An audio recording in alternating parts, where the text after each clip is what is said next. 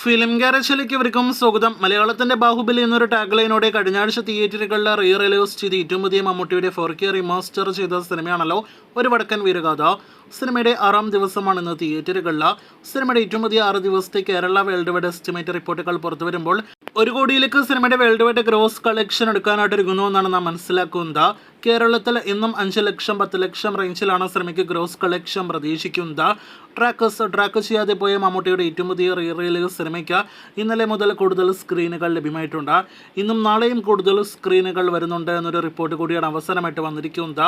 അപ്പോൾ ഇന്നത്തോടെ സിനിമയുടെ ആകെ കേരള ഗ്രോസ് 65 ലക്ഷത്തിലേക്കും world wide gross 85 lakh 90 crore റേഞ്ചിലേക്കും എത്തപ്പെടുമെന്നാണ് നിലവിൽ നാം പ്രതീക്ഷിക്കുന്നത്. ഇതേ ഹോൾഡോടെ സിനിമയ്ക്ക് മുന്നേറാനായിട്ട് കഴിഞ്ഞാൽ ഈ വീക്കെൻഡോടെ സിനിമ 1 കോടി വേൾഡ് വൈഡ് ഗ്രോസ് കളക്ഷൻ നേടിയെടുക്കാൻ സാധ്യതയുണ്ട്.